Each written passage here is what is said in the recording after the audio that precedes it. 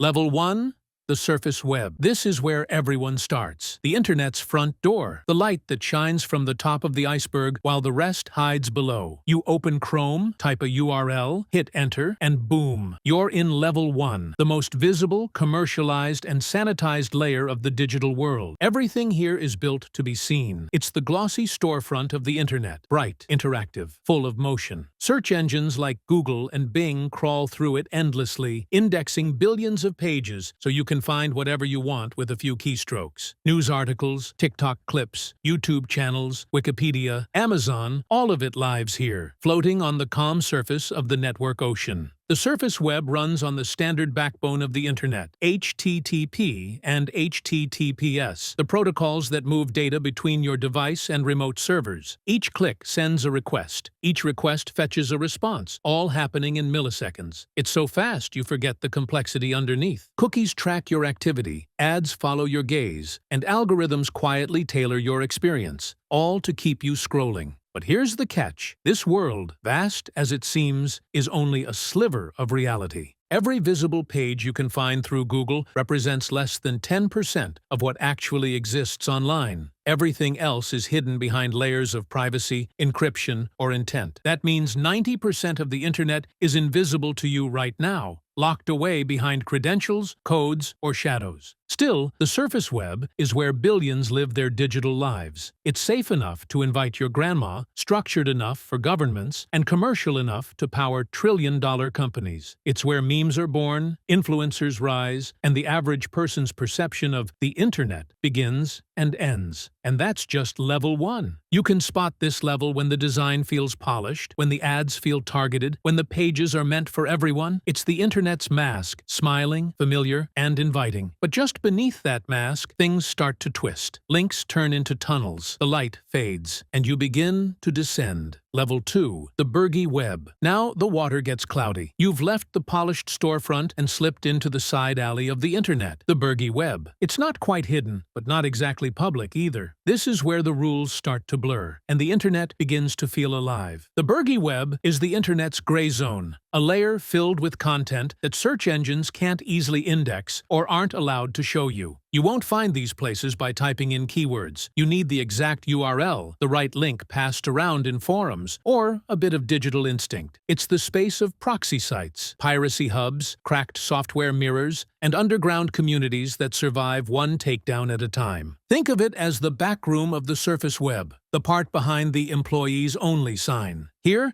you'll find streaming sites that mirror Netflix originals before they hit Blu-ray, forum threads that host leaks, banned content, or obscure archives that no algorithm dares recommend. And because it operates in that twilight space, it's constantly mutating, disappearing today, resurfacing tomorrow under a new name, new domain, new IP. But don't mistake this for the dark web yet. This isn't about anonymity, it's about access. The Bergie web is still reachable with an ordinary browser, but it hides from Google's spotlight on purpose. It's not technically illegal to be here, but what happens here often drifts near the edge. Pirated software, movie torrents, unlicensed streams. Digital gray markets thrive here because it's easier to bend the rules when nobody's really looking. Unlike Level 1, which rewards visibility, this level values secrecy and survival. Creators don't chase clicks, they dodge takedowns. Communities form around niche obsessions, from conspiracy boards to early hacker circles, and thrive on the feeling of being just out of reach. You'll notice how the tone changes here. Fewer company logos, more raw text, more anonymity, and there's something oddly magnetic about that. It's chaotic, unpredictable, and unfiltered, the wild frontier of the accessible internet. You can spot this level when a link feels risky, when you hesitate before clicking enter, because you know, deep down, you're not supposed to be here. And yet, you keep going. The digital water gets darker, the air gets colder, and waiting below, the deep web opens like a black gate. Level 3, the deep web. Now you're officially below the surface. The light from Level 1 is gone, the noise from Level 2 fades away, and suddenly everything feels quiet. This is the deep web, the true mass of the internet iceberg, stretching endlessly beneath what most people ever see. It's not criminal, not chaotic. it's just hidden. The deep web holds everything that's private, personalized, or protected. The data that defines who we are online. When you log into your email, access your bank account, open your cloud storage, or check your health records, you're not surfing the visible web. You're already deep in it. Here, every page is locked behind an identity check. No Google crawler can reach your inbox. No search engine indexes your financial dashboard. The deep web exists because privacy has to exist, because not everything should be public. It's the machinery that runs the world quietly, away from the chaos of social feeds and trending tags. This layer makes up over 90% of the Internet's total size. Entire university archives, encrypted company databases, private research networks, all of it lives here, invisible to search but essential to modern life. Governments manage national security systems inside it. Corporations guard their algorithms. Hospitals host sensitive medical data under encryption, thicker than steel. It's the Internet's working core, secure, efficient, and mostly unseen. Unlike the Bergie web, the deep web doesn't rely on secrecy. It relies on permissions. You can't just wander in. You must be recognized. A password, a token, a biometric scan,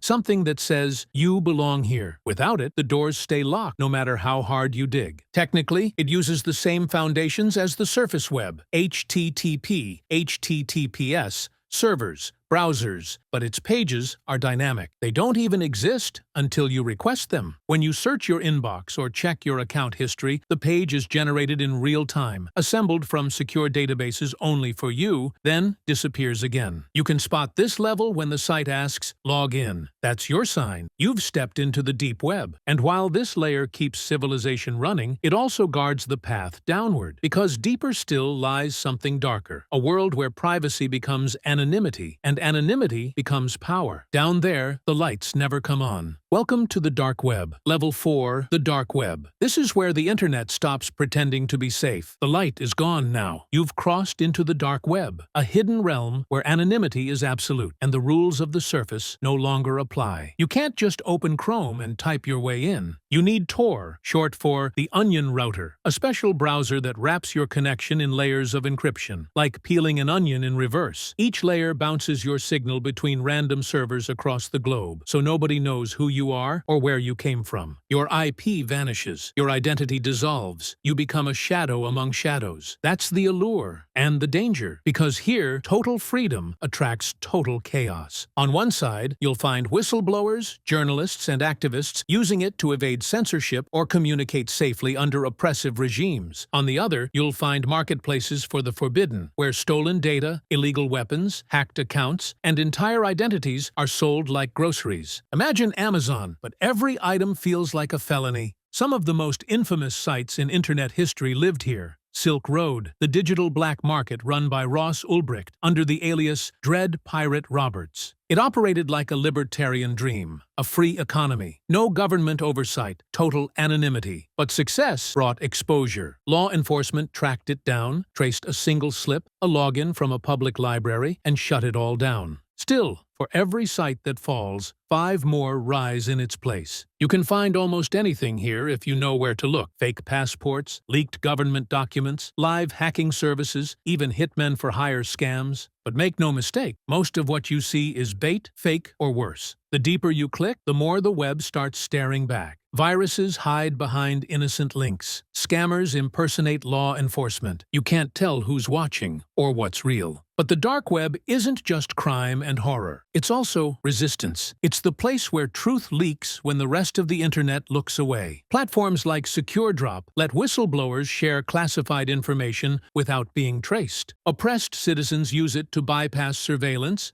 speak freely, and stay alive. You can spot this level when websites end in .onion, when your connection feels unstable, but your heartbeat doesn't. The air here hums with tension, half rebellion, half paranoia. It's the Internet's black market, its secret diary, its confession booth. And just when you think this is the bottom, you realize something unsettling. The map doesn't end here. There's a rumor of something deeper, a digital trench with no confirmed entrance. The next level isn't proven, but it's whispered about in every corner of the web. They call it Mariana's Web. Level 5, Mariana's Web. Now we're leaving the real and drifting into myth. This is the Mariana's Web, the Internet's version of the Mariana Trench, the deepest, darkest pit known to man. Except this one isn't made of water. It's made of secrets, speculation, and fear. No one has ever proven it exists. And yet, everyone who's been near the edge swears it does. According to the stories, Mariana's web isn't just hidden, it's unknowable. You can't reach it with Tor. You can't brute force your way in. Rumors say it's locked behind encryption so advanced that only quantum computers could even begin to decode it. Some claim it's a secret military network storing the world's most classified data, nuclear codes, advanced AI projects, extraterrestrial research, maybe even the real internet itself. Others say it's a living system, a digital ecosystem running on biological computing, using organic patterns and DNA-level encryption to store information beyond human comprehension. It sounds impossible, but that's the point. Mariana's web exists more as a mirror than a map, reflecting our deepest fear that somewhere, something bigger than us is online. The myth began in early hacker forums, where users described a forbidden zone below the dark web, a place you could only reach by completing a series of cryptographic puzzles or proving your identity to the network itself. Once inside, they said, you could see everything, every government secret, every hidden program, every algorithm that runs the world. No browser, no interface, no user-friendly anything, just direct access to the raw nervous system of the internet. Of course, none of it's been verified, no screenshots, no code, no credible evidence, but that hasn't stopped the myth from spreading, because it feels like it could be true. We already live in a world of invisible surveillance, classified data centers, and algorithms that know us better than we know ourselves. Is it really so hard to imagine that something lies beneath all that? A master layer of control? Unreachable, untouchable, unseen? You can spot this level only in stories, whispers, and conspiracy threads. When people talk about the internet below the internet, they're talking about this. And while most call it fantasy, others believe that somewhere between the servers and the signals, Mariana's web is still pulsing, waiting to be found. But even myths evolve. Because after Mariana's web, things don't just get hidden. They get filtered. The next level isn't about secrets, it's about control. Welcome to the Mediator layer, level 6, the Mediator layer. At this point, the internet stops being a place and starts feeling like a force. This is the Mediator layer, the alleged bridge between the known and the forbidden, the checkpoint between data and oblivion. Few talk about it, even fewer claim to have seen it. It's said to sit quietly between the chaos above and the void below. Not dark, not light, just watching. In speculative internet theory, the mediator layer is like a digital customs gate, filtering what passes between ordinary networks and whatever lurks in the hidden depths. Imagine a border made not of firewalls or passwords, but of decisions. Algorithms deciding what you're allowed to know and what must stay unseen. Here, access isn't just restricted, it's evaluated. You don't get in with a password, you get in because the system lets you. Some say it's used by intelligence agencies to protect sensitive databases, or by private corporations to shield advanced research, AI blueprints, biocomputation models, unreleased technology. Others think it's a neutral zone, a place where encrypted communication, secure diplomacy, and classified data quietly intersect. It's where networks meet without being noticed, where governments trade digital whispers through encrypted tunnels that never appear on a map. Unlike the dark web, the mediator layer isn't anarchic, it's structured, controlled. The technology theorized to support it involves blockchain-like ledgers and peer-to-peer encryption systems far more advanced than anything used commercially. Every action could be logged across countless hidden nodes, constantly verifying user intent, origin, and permission. Some versions even describe it as partially autonomous, using artificial intelligence to detect behavioral patterns before granting access. In that sense, the mediator layer represents the internet's self-defense mechanism. It keeps outsiders away from sensitive zones while quietly linking the ones who are allowed in. You might never see it, but it's possible you've passed near it, when your connection to a secure server suddenly lags, when your VPN reroutes through a region that doesn't officially exist, when a request dies halfway with no explanation. Maybe that's the layer deciding you're not meant to go further. You can spot this level in the silence between signals. It's the ghost in the network that decides what flows and what fades. Neither real nor mythical, it blurs the line between censorship and protection, a digital purgatory where data waits to be judged. But deeper than judgment lies chaos, the place where order collapses entirely. Below the mediator layer, the internet unravels, code decays, viruses merge, and logic breaks down into noise. This is where information itself starts to rot. Welcome to the fog. Level 7, the fog. This is the end of the map, the final descent into the internet's bloodstream, where everything collapses into static. They call it the fog, or sometimes virus soup, not because it's organized, but because it's not. If the surface web is civilization, the fog is what's left after the lights go out. It's not a structured network, it's digital decay, the residue of everything the internet ever tried to forget. Abandoned code, dead links, corrupted data fragments, spinning endlessly through broken connections. Malware that's learned to survive by consuming itself. Imagine millions of forgotten servers, obsolete machines, and ghost websites all bleeding into one another. No index, no rules, no oversight. Every broken connection, every orphaned file, every piece of data too fragmented to be recognized lives here. Some cybersecurity experts describe it as the digital graveyard, the place where code goes when its host dies. Others believe it's still alive, that inside this chaos, patterns form, mutate, and replicate on their own, like bacteria in a forgotten petri dish. The fog isn't accessed. You stumble into it. When a system crashes while probing deep networks, when a botnet spins out of control, or when rogue AI routines loop endlessly through lost nodes, that's when you touch it. It's not illegal because legality doesn't exist here. It's not private because identity dissolves here. It's entropy, the internet's raw instinct to spread, replicate, and devour. Stories from old hacker communities describe it as a living ecosystem, a soup of half-functioning viruses, AI fragments, and network ghosts that never shut down. Some claim that if you fall deep enough into the fog, you start seeing behavior, bits of code that adapt, respond, and defend themselves. That the deeper layers have evolved their own immune systems and they don't like being seen. There's no clean metaphor for this place, only sensation. Imagine your computer freezing mid-command, your cursor moving on its own, your screen flickering with symbols you didn't type. You pull the plug, but the hard drive hums, like it's still talking to something. That's the fog breathing. You can spot this level only when it's too late, when your system feels haunted, when your connection lingers on a blank page that shouldn't exist. It's the bottom of the digital ocean, a swirling mass of forgotten code and ghost data, forever eating itself. Some say beneath even this lies one last layer, the Primarch system, the theoretical heart of everything. The place where all signals, all code, all control converge into a single, self-aware core. But that's another story. Because once you've seen the fog, you understand the truth. The internet doesn't end, it evolves.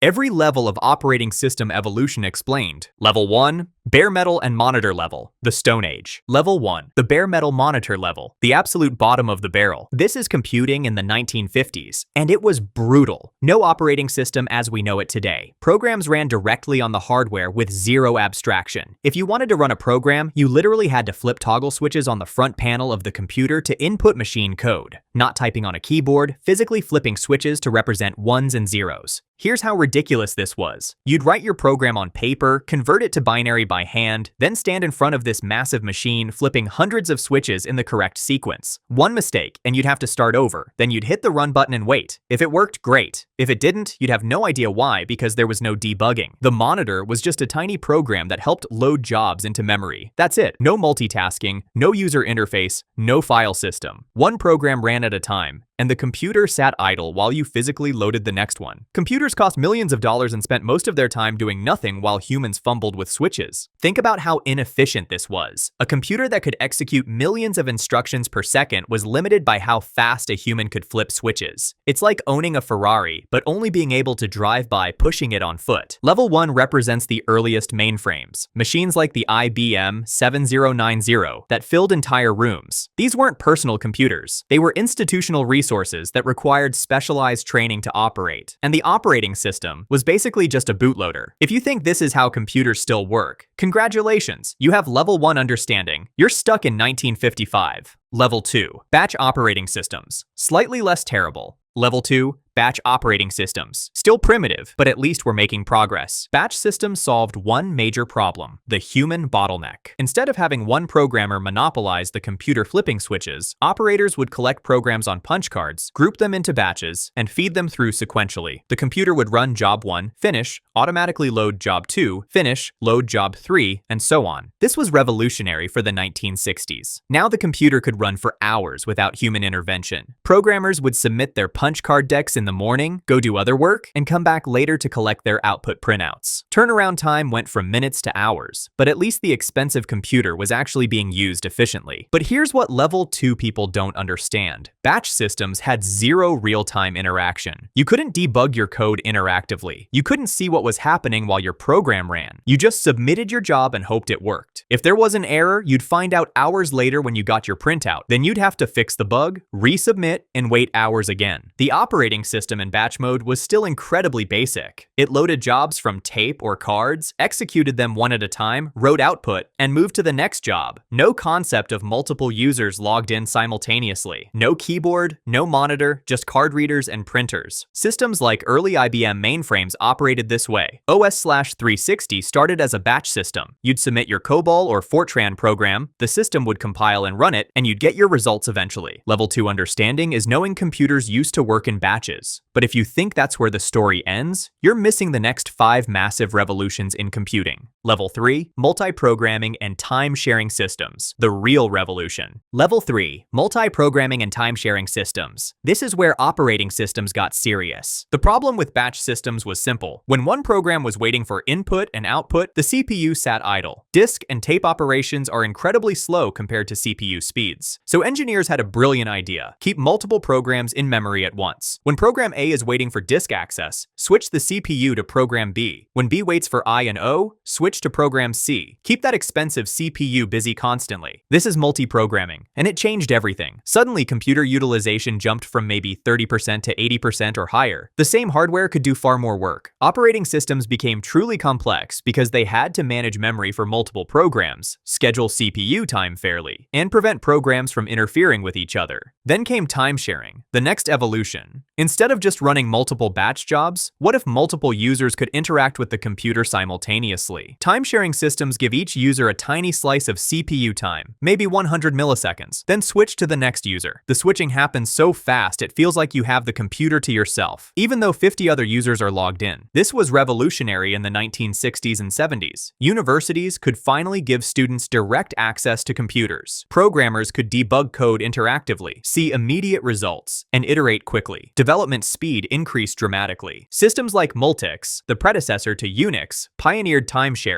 Unix itself, created in 1969, was designed as a time-sharing system from day one. Multiple users, multiple processes, protected memory, file systems with permissions. This is where modern operating system concepts were born. Level 3 people understand that operating systems manage resources and enable multiple programs to coexist, but they're still missing the user-focused evolutions that made computers accessible to regular people. Level 4, multi-user and multitasking OS, the professional era. Level 4, multi-user and multitasking operating systems. This is where OS design matured. By the 1970s and 80s, operating systems had to handle complex requirements. Many users logged in simultaneously, each running multiple programs, all with strong security boundaries. No user should be able to crash another user's program or access their files. The operating system became the referee ensuring everyone played fair. Unix became the gold standard. It introduced concepts we still use today: hierarchical file systems, pipes for connecting programs, user permissions, and process isolation. A user's program ran in protected memory space separate from other users and from the kernel itself. If your program crashed, it didn't take down the whole system. Windows NT emerged in the early 1990s as Microsoft's answer to enterprise multi-user systems. Unlike DOS, which was single-user and single-tasking, NT could handle multiple users, preemptive multitasking, and proper security. VMS, the operating system for DEC minicomputers, set the standard for reliability and uptime. Level 4 systems introduced preemptive multitasking. Instead of programs voluntarily yielding CPU time, the operating system forcibly interrupts them on a schedule. This prevents one misbehaving program from hogging resources and freezing the entire system. The OS is in charge, not the applications. These systems also introduced sophisticated scheduling algorithms. Priority-based scheduling gave important tasks more CPU time. Fair scheduling ensured no user was starved of resources. Real-time variance guaranteed critical tasks would execute within strict time limits. But here's where Level 4 falls short. These were systems for professionals, programmers, scientists, businesses. Normal people still couldn't use computers because everything was command line based. You needed technical knowledge just to navigate the file system. The next revolution would fix that. Level 5, Graphical and Desktop OS, the consumer revolution. evolution. Level 5.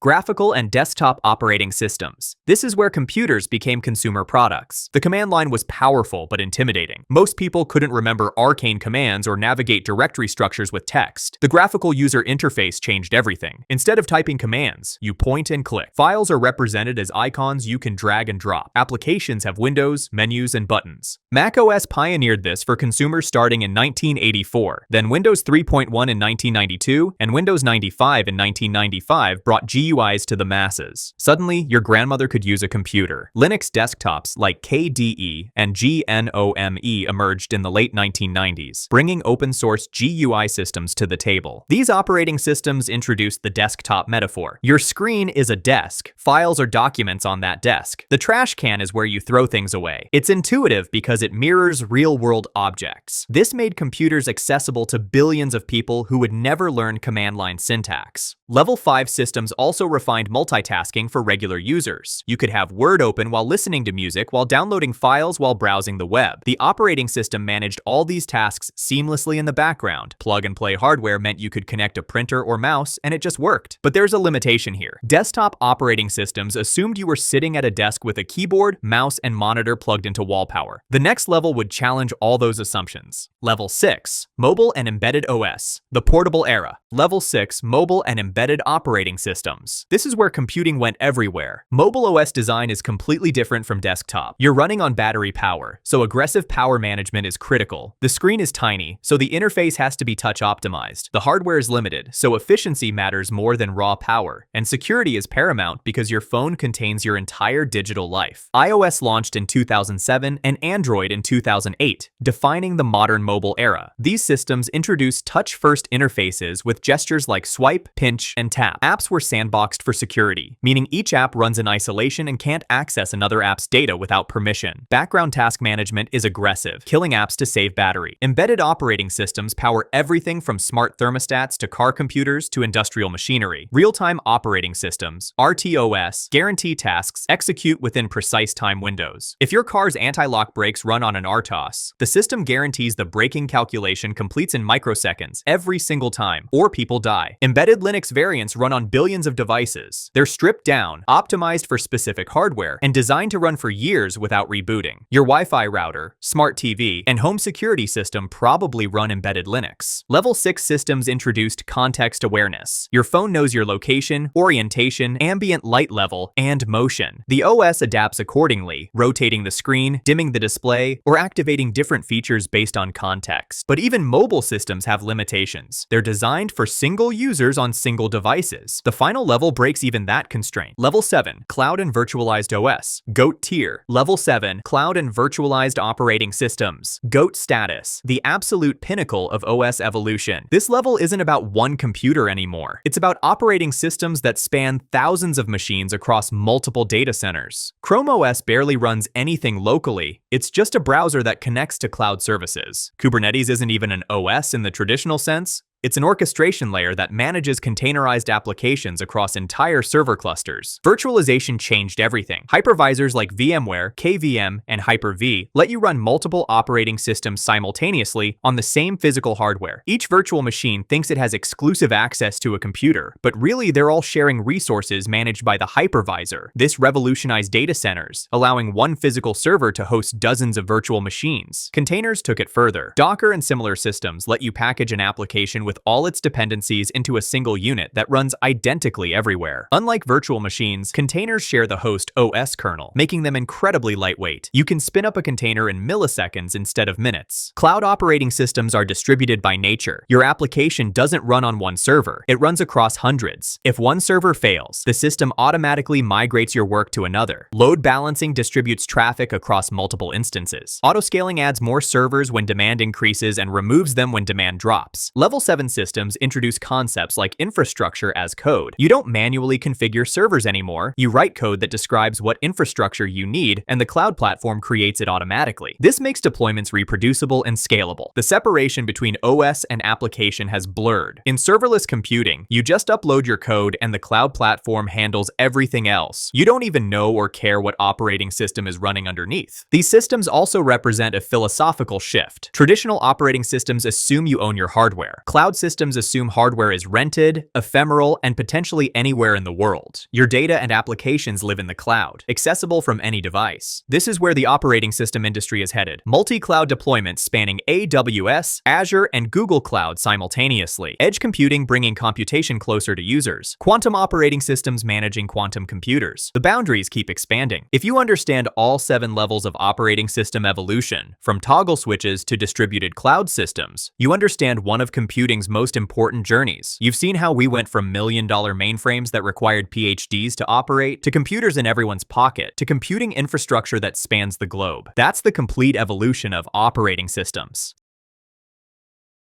Every level of how a CPU works explained. Level 1. Transistors and logic gates. The building blocks. The absolute beginning. If you think the CPU is just one big magic chip that does everything, you're stuck at level 1. The truth is, CPUs are built from billions of tiny switches called transistors. These transistors are so small you'd need a microscope to see them. In fact, modern CPUs have around 16 billion of them packed into a chip the size of your fingernail. Here's how transistors work in the simplest way possible. A transistor is like a light switch, but instead of your hand flipping it, electricity controls it. When electricity flows one way, the switch turns on. When it stops, the switch turns off. That's it. On or off. 1 or 0. This is called binary, and it's the only language computers actually understand. Now, when you connect a few transistors together in specific patterns, you create something called a logic gate. Think of logic gates like rules. An AND gate says only turn on if both switches are on. An OR gate says turn on if either switch is on. These gates are the basic building blocks that make everything else possible. The old Apple IIe computer from 1983 had only 4,528 transistors. That sounds like a lot, but compare that to a modern MacBook Pro's M1 chip with 16 billion transistors. That's over 3 million times more transistors in the same amount of space. This is why your phone can run complex games while the Apple IIe could barely display simple graphics. But here's what level 1 people don't understand. Having billions of transistors doesn't mean anything if they're not organized properly. You need structure, coordination, and a plan. Transistors and logic gates are just the raw materials. The real magic happens when you organize them into something useful, which brings us to the next level. Level 2, the ALU calculator, basic math machine. Level 2, the arithmetic logic unit. Still pretty basic, but at least we're getting somewhere. The ALU is like a super fast calculator built into the CPU. But here's the thing, it can only do really simple math. Addition, subtraction, multiplication, and some basic comparisons. That's basically it. If you think this calculator is what makes computers powerful, you're missing the bigger picture. Here's how the ALU actually works. You feed it 2 numbers in binary, 1s and 0s, and you tell it what operation you want. Want to add 5 plus 3? The ALU takes those numbers, processes them through its logic gates, and spits out 8. The answer appears on what's called the accumulator, which is basically the calculator's display screen. But the ALU can do more than just basic math. It can compare 2 numbers and tell you which one is bigger. It can shift bits around, which is like multiplying or dividing by 2 really fast. It can perform logical operations like AND and OR that we talked about in level 1. These might sound useless, but they're actually how computers make decisions. Think about it like this. When you're playing a video game and your character's health drops to 0, the game needs to know you died. The ALU compares your health number to 0, realizes they're equal, and triggers the game over screen. That comparison happens through the ALU. The difference between old CPUs and modern ones isn't just about having more transistors. Old CPUs like the 6502 and the Apple IIe had 8-bit ALUs, meaning they could only handle numbers up to 255 at once. Modern CPUs have 64-bit ALUs that can handle numbers up to 18 quintillion. That's a billion times a billion. Massive difference. But here's where level 2 people get it wrong. They think the ALU is doing all the work. The truth is, the ALU just sits there waiting for instructions. It doesn't decide what to calculate or when. It's a tool, not the brain. The real intelligence comes from what tells the ALU what to do, which is where the next level comes in. Level 3, registers and memory, the scratch paper. Welcome to mid-tier understanding. Registers are like tiny scratch paper inside the CPU, where it writes down numbers it's currently using. Think of them as the CPU's short-term memory. They hold the values that are about to go into the ALU, or the results that just came out. Without registers, the CPU would have nowhere to temporarily store the numbers it's working with. Here's how this actually works. Imagine you're doing math homework, and you need to remember a number while you calculate something else. You write it down on scratch paper, right? That's exactly what registers do. The CPU writes a number into register 0, does some calculations, then grabs that number back when it needs it. Modern CPUs have around 32 general-purpose registers registers. Each one can hold a single number. Old CPUs like the 6502 had way fewer, which made them slower because they constantly had to fetch numbers from slower memory instead of keeping them close by in registers. It's like having a tiny desk versus a big desk when you're doing homework. But registers are incredibly small. They can only hold a few numbers at once. So where does everything else go? That's where memory comes in. Think of memory like a giant library of books. RAM, which stands for random access memory, is like a cart that holds books you're actively reading. The hard drive, or SSD, is like the bookshelves where everything is stored long term. When you open a program, the CPU moves that program from the hard drive into RAM because RAM is much faster to access. Then it moves the specific pieces it needs right now into the cache, which is even faster memory built directly into the CPU chip. Finally, it loads the exact numbers it needs into registers for immediate use. Level 3 people understand this hierarchy. Hard drive is slow but huge. RAM is faster but smaller. Cache is even faster but tiny. And registers are the fastest but microscopic. But here's what they're missing. Having all this memory doesn't matter if the CPU doesn't know what to do with it. That requires instructions. Level 4. Instructions and programs. The recipe book. This is where casual knowledge separates from actual understanding. A CPU doesn't just randomly calculate things. It follows a list of instructions, kind of like following a recipe. Each instruction is a simple command like load this number into a register, or add these two numbers together, or save this result to memory. Programs are just long lists of these instructions written in a specific order. Here's what makes this powerful. Every single thing your computer does, whether it's playing a video, loading a website, or running a game, breaks down into millions of these simple instructions executed one after another. The old Apple IIe could only understand 56 different types of instructions. The modern M1 chip can understand 354 different instructions. That might sound like a lot, but they're all pretty simple commands. Let me give you an example. When you click a button in a game, the program has instructions that say, check if the mouse was clicked, load the mouse position, compare it to the button's location. If they match, then run the button's action. Each of those steps is a separate instruction. String together millions of instructions per second, and you get a functioning computer. Instructions live in memory just like data does. When a program runs, the CPU loads the instructions from memory one at a time, figures out what each instruction wants it to do, and executes it. Then it moves to the next instruction. This happens so fast that billions of instructions get completed every single second. There are different types of instructions. Load instructions grab data from memory. Store instructions save data back to memory. Math instructions use the ALU we talked about earlier. Jump instructions let the program skip around, which is how loops and if statements work in code. Branch instructions make decisions based on comparisons. But level 4 people understand instructions exist without understanding how the CPU actually processes them. They know programs are lists of commands, but they don't know the exact steps the CPU takes to execute each one. That's the next level. Level 5. Fetch, decode, execute cycle, the brain's rhythm. This is the technological DNA that powers every single processor ever made. This 3-step cycle is how CPUs actually process instructions, and it repeats billions of times per second from the moment you turn on your computer until you shut it off. Every CPU, whether it's from 1983 or 2025, uses this exact same cycle. It's the fundamental pattern that makes processors work. Here's how it breaks down. Step 1 is fetch. The CPU has a special register called the program counter that keeps track of which instruction to run next. During fetch, the CPU uses that number to grab the corresponding instruction from memory and loads it into another special register called the current instruction register. Then it increases the program counter by 1 so it knows which instruction comes next. Step 2 is decode. The instruction is written in binary, just ones and zeros, so the CPU needs to figure out what it actually means. A part of the CPU called the instruction decoder reads those ones and zeros and translates them into control signals. These signals tell the different parts of the CPU what to do, like send the value from register 0 to the ALU or perform an addition operation. Step 3 is execute. This is where the instruction actually happens. The control signals activate the right components. If it's a math instruction, the values get sent to the ALU and the calculation completes. If it's a load instruction, data gets copied from memory into a register. If it's a jump instruction, the program counter gets changed to a new value, so the next instruction comes from a different location. Once execute finishes, the cycle immediately repeats. Fetch the next instruction, decode it, execute it, then fetch again, over and over and over. The CPU's clock regulates this rhythm. Old CPUs had clocks running at 1 MHz, completing 1 million cycles per second. Modern CPUs run at 3.2 GHz, completing 3.2 billion cycles per second. This is the common technological DNA in every processor. But level 5 people still don't understand the advanced tricks modern CPUs use to go even faster. Level 6. Pipelining and multiple cores, advanced efficiency. This is where modern CPUs separate themselves from the old ones. Pipelining is like an assembly line in a factory. Instead of waiting for one instruction to completely finish before starting the next one, modern CPUs overlap the steps. While one instruction is in the execute phase, another instruction is being decoded, and a third instruction is being fetched. All three steps happen simultaneously, but on different instructions. Think about washing dishes. The old way is wash one dish, dry it, put it away, then start the next dish. Pipelining is like having three people where one washes, one dries, and one puts away, all working at the same time on different dishes. You still spend the same amount of time per dish, but you finish way more dishes overall because nobody's waiting around. Modern CPUs can pipeline 8 or more instructions at once. This means even though each instruction still takes multiple clock cycles to complete, the CPU is finishing instructions at a rate of several per clock cycle because they're all overlapping. The M1 chip uses aggressive pipelining to achieve incredible performance. But pipelining has problems. What happens when you hit a branch instruction that changes which instruction comes next? The CPU might have already started fetching and decoding the wrong instructions. Modern CPUs use something called branch prediction, where they guess which direction the branch will go and start processing those instructions speculatively. If they guess right, huge speed boost. If they guess wrong, they throw away the work and start over. Then there are multiple cores. Instead of one brain doing all the work, modern CPUs have 4, 8, or even 16 separate processing cores. The M1 chip has 8 cores total, with 4 high-performance cores for heavy tasks and 4 energy-efficient cores for background tasks. Each core runs its own fetch-decode-execute cycle independently. Multiple cores let you do multiple things simultaneously. One core handles your video game, while another core runs your music player, while another handles background downloads. But here's the catch. Programs have to be specifically written to take advantage of multiple cores. Otherwise, all the work happens on just one core, while the others sit idle. Level 6 people understand these optimization techniques, but they're missing the final piece. Level 7, Architecture and System Design, Complete Mastery. Level 7, CPU Architecture and System Design, Peak Performance Understanding. This is where everything comes together. Architecture isn't just one component, it's how all the pieces work as a coordinated system. Modern CPUs are incredibly complex with specialized sections, cache hierarchies, instruction sets, and optimization strategies all working in harmony. The M1 chip isn't just a CPU anymore. It's a system on a chip, or SoC. Inside that single chip, you have 8 CPU cores, a graphics processor with multiple GPU cores, a neural processing unit for AI tasks, separate instruction and data caches, shared cache between cores, memory controllers, and hardware accelerators for specific tasks like video encoding. All of this fits on a chip smaller than a postage stamp. Level 7 people understand instruction set architectures. There are 2 main types, RISC and CISC. RISC stands for Reduced Instruction Set Computer and uses simple instructions that execute quickly and consistently. ARM processors like the M1 use RISC architecture with 354 instructions. CISC stands for Complex Instruction Set Computer and packs more functionality into individual instructions. Intel and AMD processors use CISC with thousands of possible instructions. The trade-offs matter. RISC is more energy efficient, which is why every smartphone uses ARM-based processors. CISC can do more per instruction, but uses more power and generates more heat. Modern processors blur these lines by converting CISC instructions into RISC-like micro-operations internally. Cache architecture is critical. Modern CPUs have 3 levels of cache. L1 cache is the fastest but smallest, split into separate instruction and data caches of 64 kilobytes each. L2 cache is larger but slightly slower. L3 cache is shared between all cores and can be several megabytes. Managing what data lives in which cache level determines performance. Architecture experts understand compiler optimization, how code written in languages like C++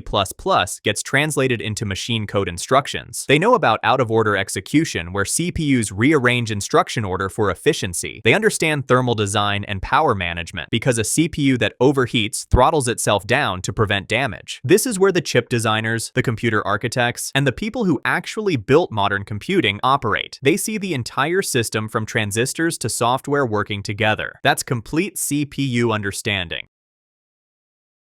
Level 1. The Cloud Believer. Absolute garbage tier. Every level of internet infrastructure understanding explained. Level 1. The Cloud Believer. The absolute bottom of the barrel. People who think the internet is literally a fluffy cloud floating in the sky. You know who I'm talking about. These are the people who unironically think the cloud means their data just exists in some magical digital dimension. They've never questioned it once in their life. They see those little cloud icons on their phone and think, yeah, that's exactly how it works. It's stored in a cloud somewhere. Cut the quants off, bro. The internet is not a bubble cloud. And you know what the craziest part is? The people who drew those cloud diagrams, they were more concerned about job security than education. They literally made it confusing on purpose, so you'd never understand what's actually happening. These cloud believers think satellites are doing all the heavy lifting too. Oh yeah, the satellite just beams everything down to my phone wrong. Dead wrong. If we actually use satellites for all internet traffic, you'd be waiting like 10 seconds every time you clicked a link. The satellite sits 22,000 miles above Earth's equator, which means your data would have to travel 44,000 miles round trip. That's called latency, and it's absolutely unacceptable for basically everything you do online. But no one at this level knows any of that. They just tap their screen and assume magic happens. If you're at level 1, you probably think your Instagram post gets uploaded to a literal cloud made of water vapor. You're physically incapable of understanding that the internet is actually a wire buried in the ground, fiber optics, copper cables, occasionally satellites for rural areas, but fundamentally it's just a wire connecting computers. How do you even function at this level? Like genuinely, how do you send an email without understanding that it's traveling through physical infrastructure? You just click send and pray. And here's the thing, if you started learning about internet infrastructure today with zero experience, you'd instantly be better than everyone at level 1. That's how bad this tier is. Fix your posture, by the way. You're way too hunched over staring at your phone, not knowing how any of it works. Level 2, the Wi-Fi expert. Still trash. All right, level 2, the Wi-Fi expert. Slightly better than level 1, but we're still firmly in trash territory. These people know the internet involves routers and Wi-Fi, and they think that makes them tech savvy. Oh, I reset my router when the internet's slow. I know all about this stuff. No, you don't, bro. You know how to unplug something and plug it back in. Congratulations, you've mastered the same skill as a toddler with a lamp. Level 2 people think the internet stops at their router. They genuinely believe their Netgear box in the living room is doing all the real work. Like the router is just magically creating the internet out of thin air. They don't understand that their router is just a translator. It's taking signals from the actual internet, which is that wire we talked about, and broadcasting it wirelessly in their house. Here's what kills me about this level. These are the people who think buying a faster router will fix their garbage internet. They drop $300 on some gaming router with 8 antennas that looks like a spaceship, and then wonder why Netflix still buffers. It's because your ISP is throttling you, genius. The router doesn't create bandwidth. It just distributes what you're already getting. And don't even get me started on the Wi-Fi password experts. Oh yeah, I secured my network with WPA2 encryption. I'm basically a hacker now. No, you clicked a button in a settings menu that someone else programmed. You have zero understanding of what's happening behind that password. But here's the thing that really separates level 2 from level 1. At least these people know the internet involves physical devices. They understand there's a box involved. They've looked at the back of their router and seen the Ethernet ports. That's something. It's not much, but it's something. The problem is, they think that's where the story ends. They think the internet is just their house plus everyone else's house, all connected through routers. They have no concept of the massive infrastructure that actually makes the internet function. The data centers, the fiber optic cables, the internet exchange points, the undersea cables connecting continents, none of that exists in their mental model. You know what's crazy? These people will argue with you about internet speeds. They'll be like, well, actually 5 gigahertz Wi-Fi is faster than 2.4 gigahertz. Yeah, no, everybody knows that. But do you know why? Can you explain radio frequency propagation? No, you saw it on a Reddit post 3 years ago. Level 2 is best described as confident ignorance. Just enough knowledge to be annoying at parties. Level 3, the ISP understander. Mid-tier. Level 3, the ISP understander. Welcome to mid-tier, ladies and gentlemen. Now we're getting somewhere, but don't get too excited. This is what I call elevated mid. I'm trademarking that, by the way. Don't steal it, please. These people understand that internet service providers exist and actually do something. They know Comcast, Verizon, AT&T, all those companies that everyone loves to hate. They understand their internet comes from outside their house through a wire that the ISP owns. Level 3 knowledge is best suited as background understanding. Not good, not bad, just pure cardboard. These people can have a conversation about internet infrastructure without sounding like complete idiots. But they're not going deep. They know the ISP provides the connection. They know there's probably a local hub or something nearby. And that's about where it ends. Here's what separates level 3 from the trash tiers below. They actually understand the internet is a distributed system. Multiple networks owned by different organizations all linked together. That's huge, right? They get that the internet isn't one giant network owned by one company. It's thousands of smaller networks that agree to connect with each other through peering agreements. But, and this is important, they couldn't explain what a peering agreement actually is if their life depended on it. They just know it's a thing that exists. They've heard the term. Maybe they read a Reddit ELI 5 post about it once. That's the ceiling for level 3. The ISP understander knows about servers too. They know that when you go to a website, you're connecting connecting to a server somewhere. Two computers connected to the internet can communicate, that's the whole point. But ask them where that server is physically located and they'll just shrug.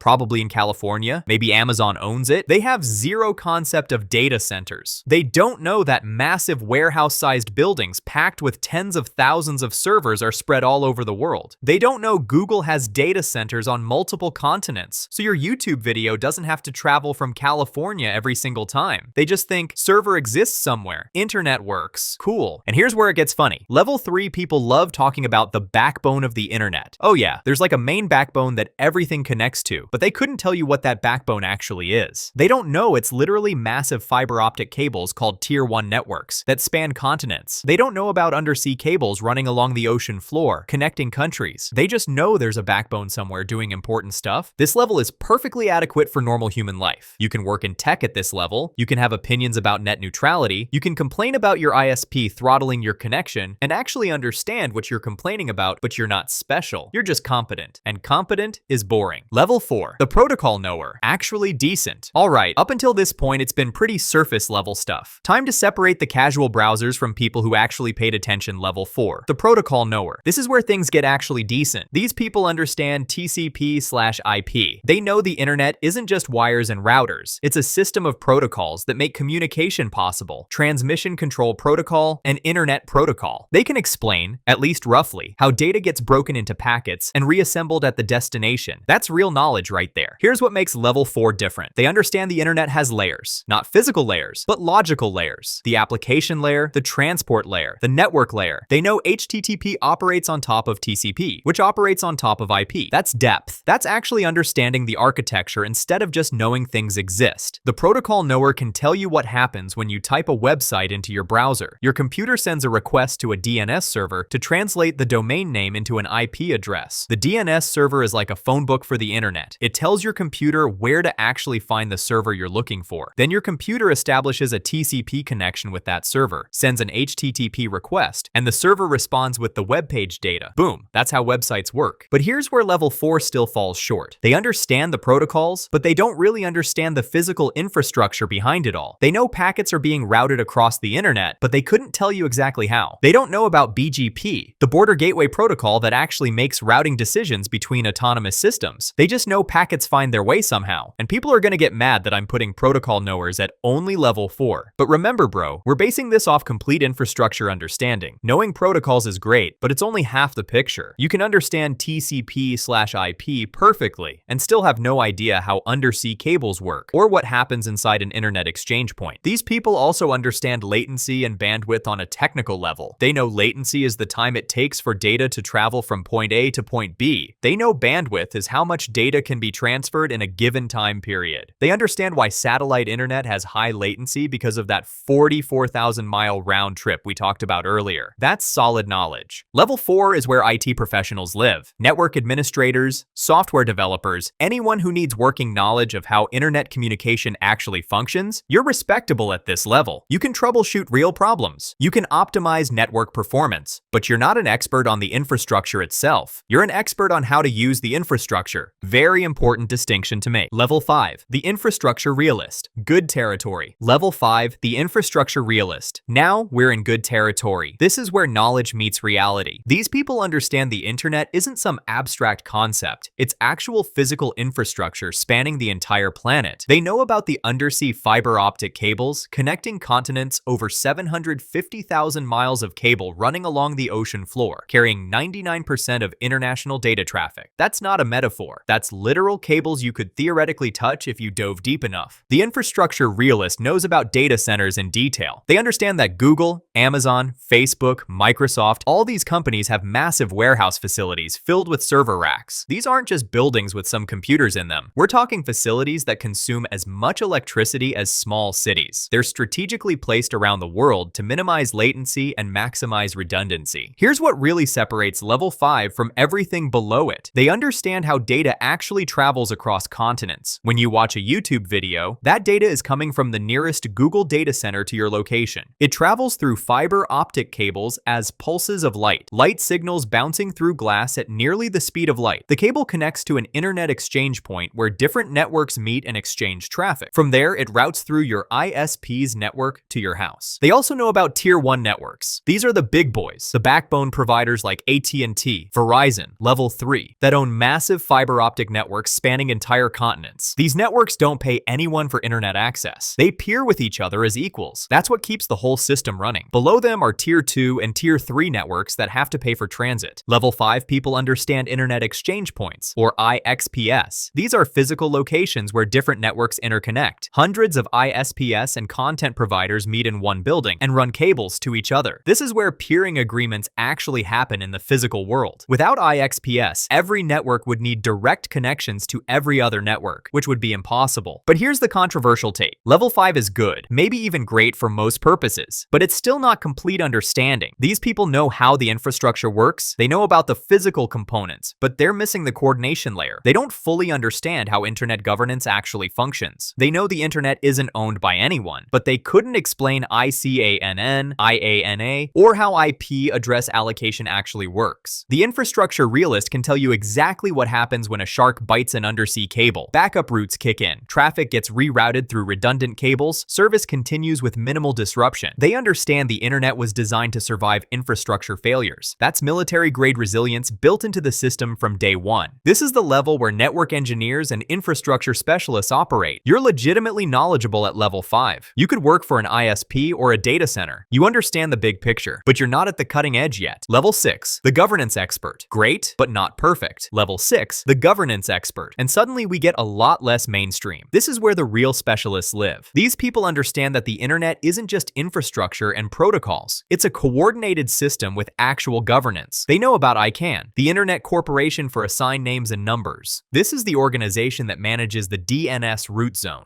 IP address allocation, and protocol parameters. Without ICANN, the internet as we know it wouldn't function. The governance expert knows ICANN performs the IANA functions. IANA, the Internet Assigned Numbers Authority, is responsible for global coordination of IP addressing systems and domain names. When you register a domain name, somewhere in that chain, ICANN is involved. When your ISP gets a block of IP addresses to distribute to customers, they got it from a regional internet registry, who got it from ICANN through IANA. Here's what's crazy about level 6 understanding. These people know the internet isn't owned by any government, but it was managed by the US Department of Commerce through NTIA until 2016. Then the IANA stewardship transition happened, and control was handed to the global multi-stakeholder community. That's a huge deal. The internet literally became more independent. They understand how IP addresses are actually allocated. There are 5 regional internet registries, RIRS, that distribute IP addresses in different parts of the world. ARIN for North America, RIPE NCC for Europe, APNIC for Asia Pacific, LACNIC for Latin America, and AFRINIC for Africa. These organizations follow policies developed through bottom-up consensus processes involving their communities. Level 6 people also know about the standards bodies that actually define how internet protocols work. The IETF, Internet Engineering Task Force, develops the technical standards. The IAB, Internet Architecture Board, provides oversight and architectural guidance. The W3C defines web standards like HTML and CSS. These organizations work together to maintain compatibility across the entire global internet. But here's where even level 6 falls short of complete mastery. They understand governance and coordination, but they're not the ones actually building and maintaining the physical infrastructure. They know how the system is organized, but they couldn't physically lay an undersea cable or configure a BGP router at a tier 1 network. Knowledge is not the same as execution. The governance expert understands the multi-stakeholder model. Governments, private sector, civil society, technical community, all working together to develop internet policy. No single entity controls the internet, but everyone has a voice in how it evolves. That's what makes the internet resilient. This level is where policy people, domain registrars, and internet governance specialists operate. You command respect from anyone who actually understands how the internet functions, but you're still missing that final piece. Level 7, the infrastructure architect, GOAT status. Level 7, the infrastructure architect, GOAT status, the absolute pinnacle of internet infrastructure understanding. These people have everything. They understand the physical infrastructure infrastructure, the protocols, the governance, and most importantly, they can actually build and maintain the systems that keep the internet running. They're the engineers at Tier 1 networks configuring BGP routers that handle hundreds of terabits per second. They're the people designing and deploying undersea cable systems that cost hundreds of millions of dollars. They're the data center architects planning facilities that house hundreds of thousands of servers. The infrastructure architect sees the internet in multiple dimensions simultaneously. They understand how a single YouTube video request triggers DNS lookups, packet routing decisions across multiple autonomous systems, light pulses traveling through thousands of miles of fiber optic cable, server load balancing decisions in data centers, TCP connection establishment, HTTP request processing, and video encoding optimization, all happening in milliseconds. They know exactly how routers make forwarding decisions. Every time a packet reaches a router, it examines the destination IP address and checks its routing table. The router adds its own IP address as a layer, forwards the packet to the next hop, and the process repeats until the packet reaches its destination. Then the reverse happens on the way back. They can configure these systems at scale. Level 7 people understand redundancy and resilience at every layer. Multiple undersea cables between continents, so if one gets cut, traffic automatically reroutes multiple data centers for every major service. So if one fails, others take over seamlessly. Multiple peering agreements at internet exchange points, so traffic always has alternate paths. They design systems that survive earthquakes, power outages, equipment failures, and even deliberate attacks. The infrastructure architect knows how packet switching makes the internet efficient. When you download a file, it's broken into packets, each containing identification information and the actual content. Each packet can take a different route through the internet. If one path gets congested, remaining packets dynamically reroute through less congested paths. When all packets arrive, they're reassembled in the correct order. This is why the internet works so well compared to traditional circuit switched networks. They understand latency at a molecular level. Light traveling through fiber optic cable moves at roughly 2/3 the speed of light in a vacuum because of the refractive index of glass. This means there's a physical limit to how fast data can travel. You can't beat physics. That's why game servers need to be geographically distributed. That's why content delivery networks exist. The infrastructure architect accounts for these constraints when designing systems. These people know how to optimize the entire stack. They understand how different protocols interact. They know when to use TCP versus UDP. They know how DNS caching reduces lookup times. They know how anycast routing directs traffic to the nearest server. They know how edge computing reduces latency by processing data closer to users' complete mastery. Level 7 is where the legends operate. The people who built the internet backbone, the engineers who designed Google's global infrastructure, the architects who planned AWS data centers, the specialists who lay and maintain undersea cables. These people are responsible for keeping billions of people connected every single day. If you want to understand what makes internet infrastructure so robust and powerful, talk to someone at level 7. They'll blow your mind with details you never even knew existed. But if you already understand all of this, congratulations. You're in the top 0.1% of people who actually know how the internet works.